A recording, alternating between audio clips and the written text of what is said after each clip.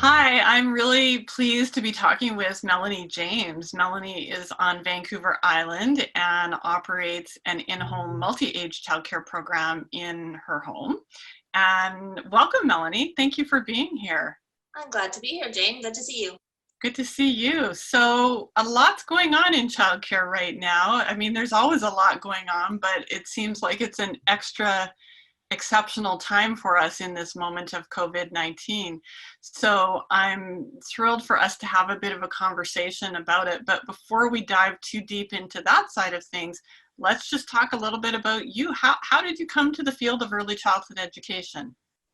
I took my training many, many years ago in Ontario, and then proceeded to move to British Columbia and recertified and relicensed in BC. And I've worked in large group centers, small group centers, infants to school age, really every age available. And I found that when my children were born, I wanted to be home with them. So I opened, I did license not required for a little while, and then I opened an in-home multi-age 10 years ago, and I've been doing it since. Wow, so you definitely have a wide range of experience, having worked in a lot of different types of childcare programs. So, and now you're in your home. So tell us a little bit about your program. You've been operational 10 years, is that right, as an in-home multi-age? Yes, this is my 10th year in August, and yeah, I have in-home multi-age. And so my youngest that I've taken is 9 months, and then the oldest was 8.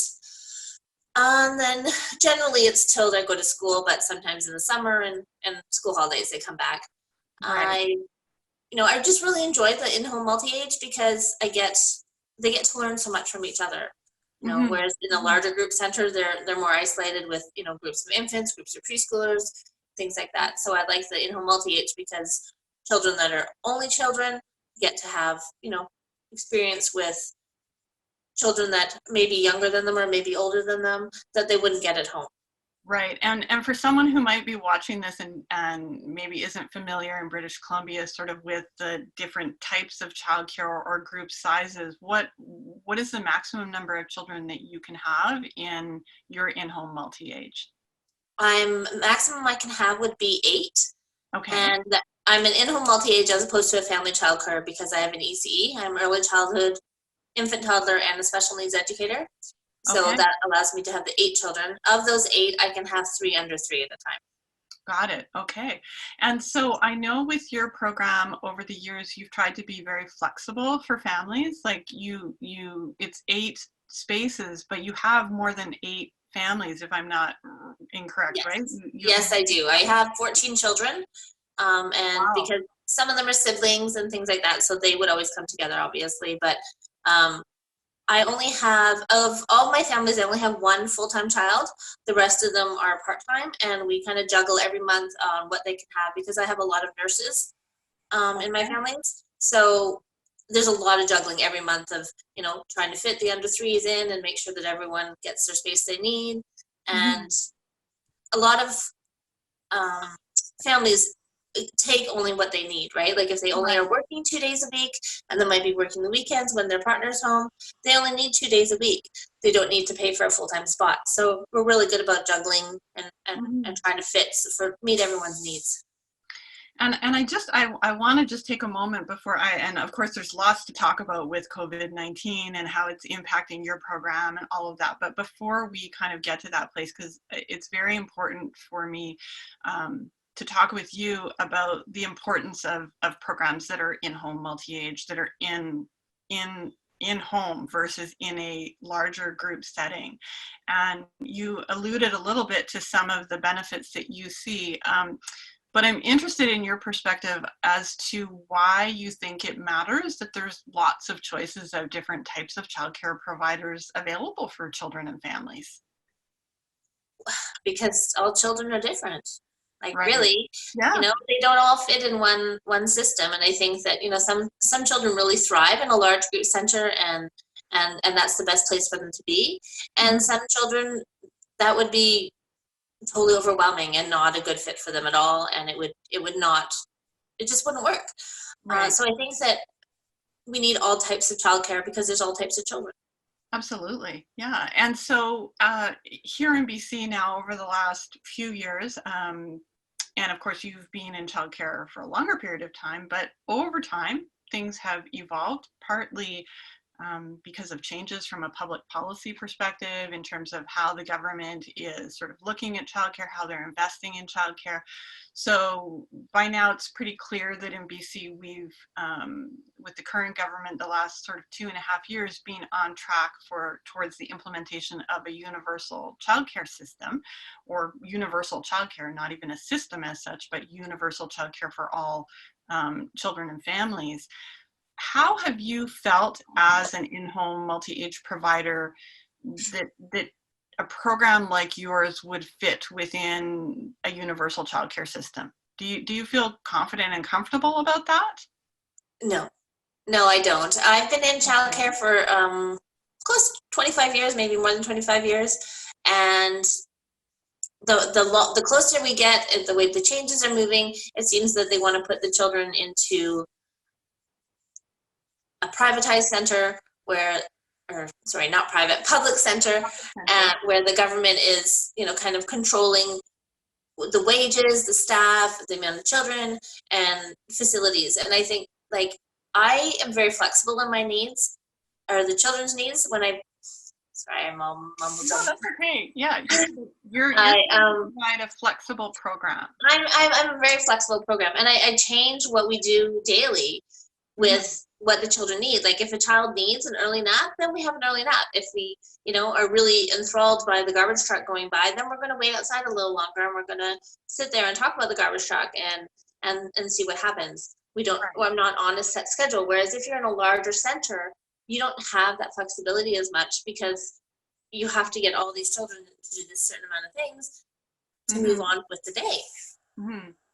So it definitely, so that concerns you then in terms of what this means for your program in general. So I guess I'm asking that just to get some context, because as I've been talking with people, I've been hearing that, as COVID-19 in itself is very big and it's complicated. I mean, it's no doubt it's a very scary time, not just in childcare, but beyond, right? But I think that a number, at least so far in the conversations I've had, people have felt that there was already quite a lot of uncertainty going on in childcare. And this just sort of now with us having to address the COVID-19 situation, it's a lot. It's a lot. It is a lot. It just adds to it. Like a few years ago, when the government rolled out the childcare incentive to have people opt in or opt out, you have to follow certain criteria and guidelines in order to get the funding that's available. And of course, if you're a larger center or a center that's in a commercial building, even if you only have 8 children, you're a group center. So you would qualify for more funding than what I would myself as an in-home. And the differences and degrees in funding and allowances, there's a huge discrepancy and it doesn't seem fair. So I think that families shouldn't have to put their children in a care that might not work for the children because of funding. And I think that has to be particularly frustrating when you yourself have as many qualifications as, if not more, let's face it, than many people that are working in group childcare, right? Yes. So, it is. So, basically you have all the qualifications that are required in order to work in licensed childcare, having your infant toddler, having your special needs, having your basic early childhood education, all together. How much schooling is that you've done? Yeah, I don't know. It was different. We did things different in Ontario than you do in BC, and they've changed it so much. So I don't know how many years that would entail now. It was a long time ago. Yeah. So I'm not sure what it would be, but to say you're very qualified. Yes. Yeah, I am. And I could totally just go right now and I could open up a large group center. Like I could totally do that if that's where I wanted to do, or to go work at a large group center. That's not where I feel that I'm best meeting the needs of the children that I care for. Right. So I'm supposed to be here.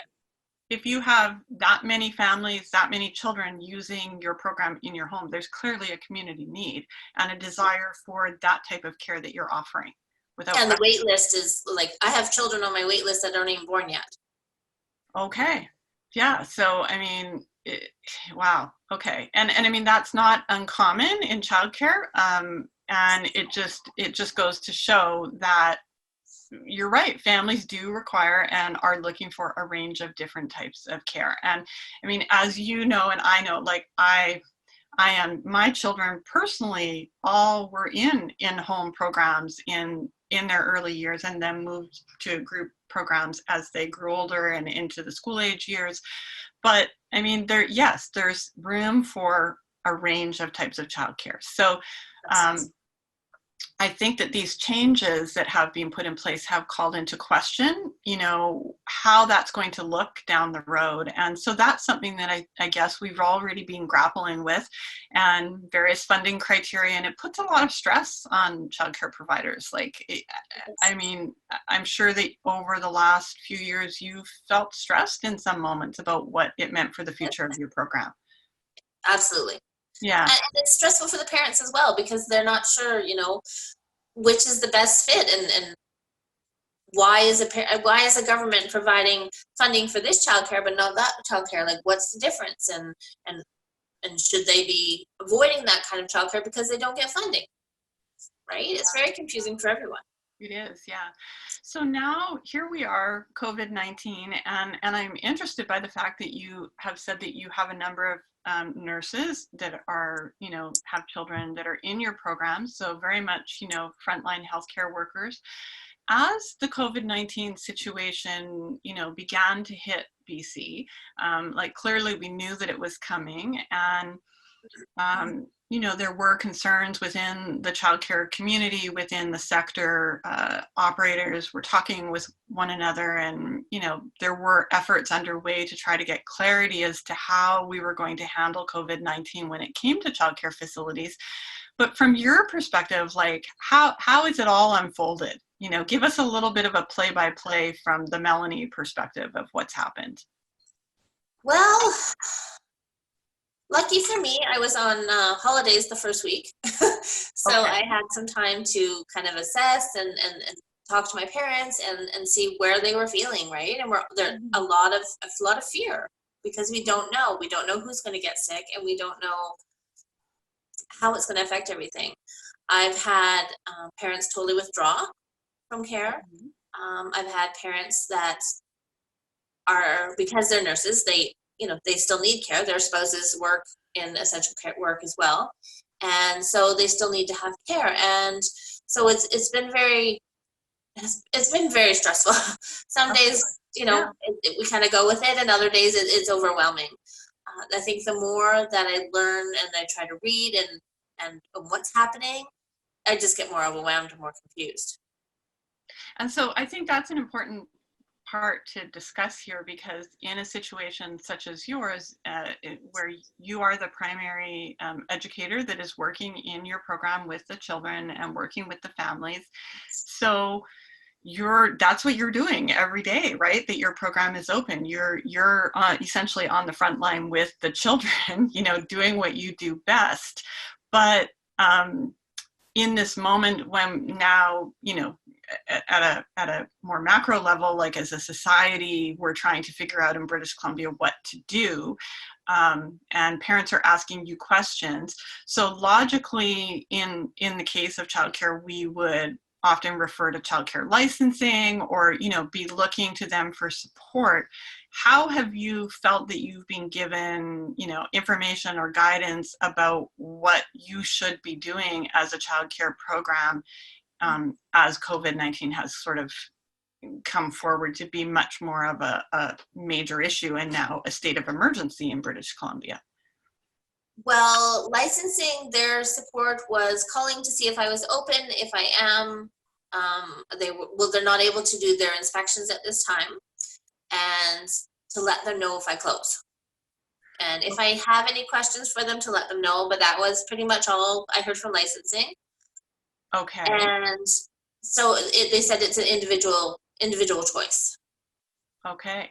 So now how did you feel? Because there was a point, obviously, during when it was the spring break here in British Columbia for the schools, where the province announced, Dr. Bonnie Henry announced that elementary and high schools were going to close. And so there was a closure of schools. And I think that many in the childcare field were quite surprised that childcare wasn't included in that. What were your thoughts on that? Well, I wasn't overly surprised because I'm open for summers and things like that where schools aren't. I work longer hours than schools are. I start quite often at 7 and I can work till 5:30. So my hours are different than schools. So I wasn't overly surprised when they didn't close childcare. Okay. I think that it's an individual thing because, some large group centers, they have like 300 children. Right. Right? So I think that to have them open and to try to maintain sanitation and distancing, it's not possible, right? It doesn't, it's not realistic. Right.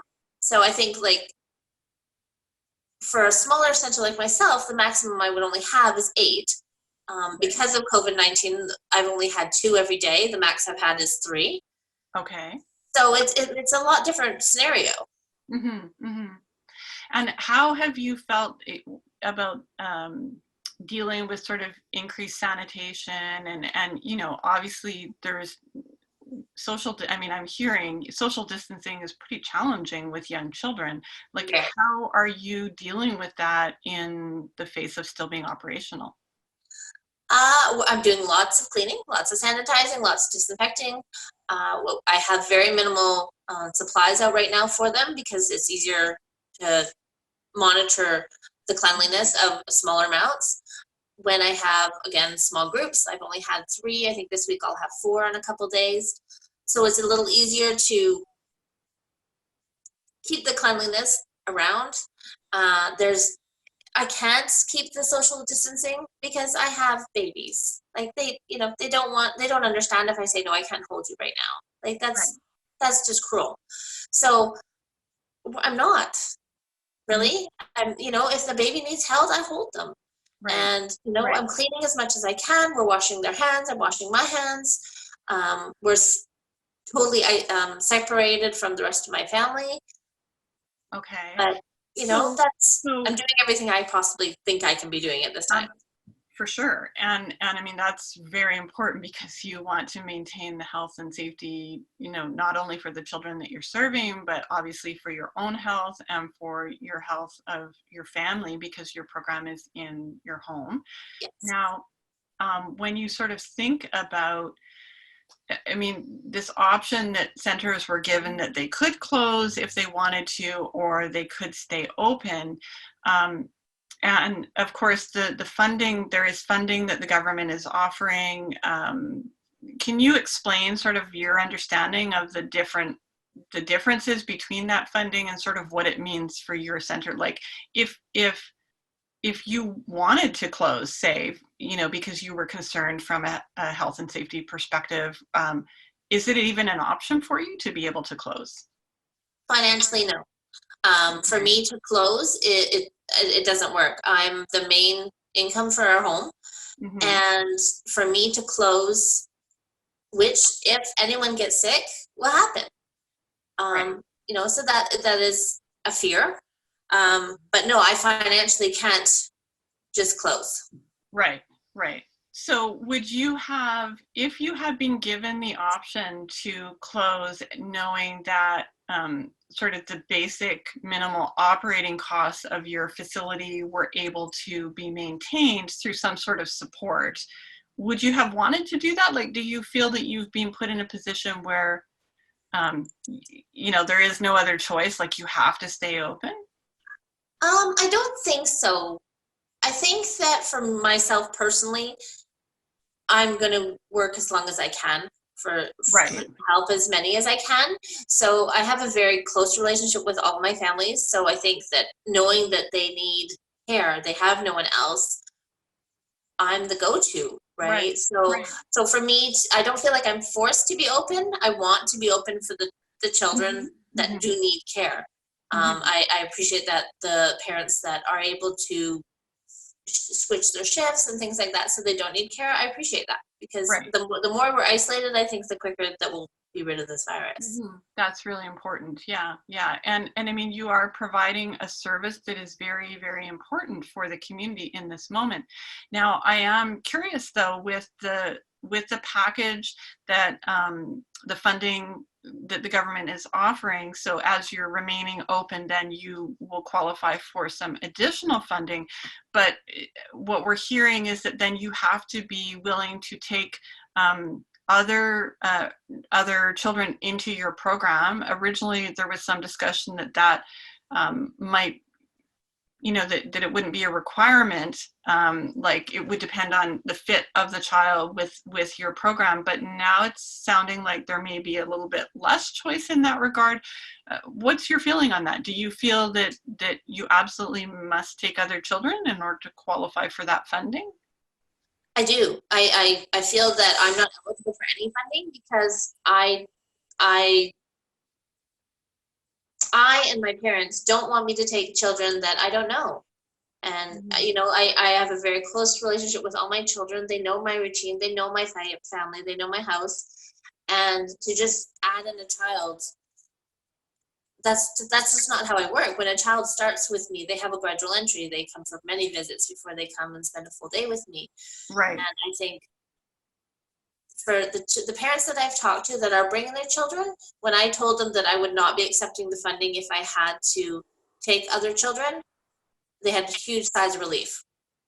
They're like, okay, we'll send our children then. Because, they're losing money because they're having their husbands stay home so they can go to work as a nurse because they're afraid to send them to me because I might be taking other children. And so when I said that I wasn't taking children, then they're like, okay, so we'll be all right then. Because she says, I trust you. And I've had 3 families that was like that. So that's 6 children because they're siblings. Okay. And they don't feel comfortable just having random people being brought in. Okay, so then essentially, if I'm understanding this correctly, then Sorry. I think it's very important what you're explaining. So you, in an effort to support frontline workers, are staying open because that's very important. But the way the funding has been put together by the province, it's unlikely that you're going to be able to accept that funding, the very support that is meant to support you during this time, because the criteria of the funding requires you to take anyone else that arrives to your program, and you don't want to risk that because it's already a lot of risk to begin with. Is that fair to say? Absolutely. And the children are confused. They don't understand why they can't just go play with their friends, why they can't just go to the park. They don't understand. And like some of my children are a year and a half. So then for you financially then, I mean, you're sacrificing quite a lot and putting your own family, you're putting your own family at risk by doing what you're doing, by staying open, but B, you are almost at additional financial risk because of the fact that you can't accept this funding, and it sounds like probably you won't qualify them for any of the federal funding because you'll have income coming in. Yes. Wow, Melanie, this is a lot. Yeah, it is a lot, and the more I try to read what is being offered and listen to the calls, I'm more confused than ever. Like I really don't know, and like I've told all my parents, I really don't know what to do, and they're all aware. I've been informing them as much as I can, and I said, if for some reason I can get funding, you'll be the first to know. But as of this time, they agree with my position to not accept funding if I have to take other children. So are the families doing anything? I mean, I can't imagine during this time, are they doing anything to compensate you further, or that's probably not even in, is it feasible for you to even get through this? I have 1 child or 2 children that have totally withdrawn. Okay. I have another 2 families that are paying me for the days that they would be coming, which is part-time. So it was like 5 or 7 days for the month. And then I have 3 families that are coming, and 2 I haven't heard from yet. They haven't decided what they're going to do. So it's a lot to juggle. It's a loss of income, definitely, regardless, even with the parents that are willing to help out, because they're still earning their income that they don't want me to go without, right? So that, like, you know, we'll pay what we can. Obviously, not everyone is able to do that, right? So, and those are the children that have withdrawn because of they just have no work. There's nothing. It's very, very challenging. I mean, it's commendable what you're doing, right? I mean, not everybody would do it, right? And I mean, that is, you know, I just want to say it's very inspiring to hear, you know, the degree that you're going to support your children and families in your community.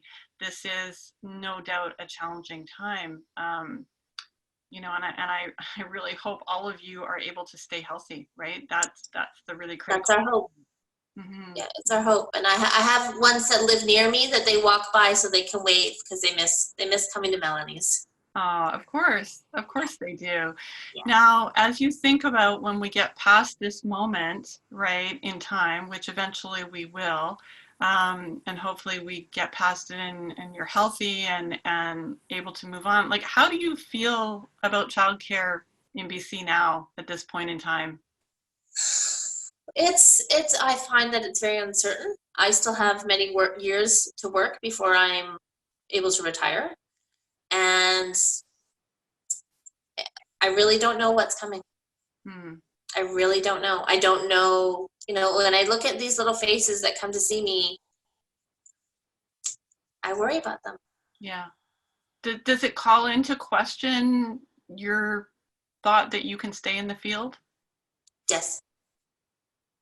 And that's the part that worries me the most, right? Is the potential for the people like yourselves that are that are doing everything that they can to contribute in this moment, despite so much uncertainty, right? And it's incredibly admirable, but at the same time, you know, we need childcare, right? We need it today and we need it into the future, and I really hope that you're able to stay in the field because we need you, right? We really need you. Yeah, I think that we were already in a crisis mode before this happened. You know, I don't live in a very large town, so we still have childcare or children that aren't getting quality care. I can't imagine what it'd be like in a large city. Right. So I think that if it continues the way it's going, it's just going to get so much worse. Wow. Okay, well, not a super happy note to end on, but let me just say this. I wish you, you know, joyful times with the children that you're serving in this most uncertain time. And I thank you for, you know, the contribution that you're making. And maybe when we get on the other side of this, we can kind of have a revisit and see how you are and, you know, just to catch up on your story. I would love to hear more from you in the future. Absolutely. We could totally do that. All right. Thank you. Thank you, Melanie. You take care now. Okay. Thank you. Bye. Bye.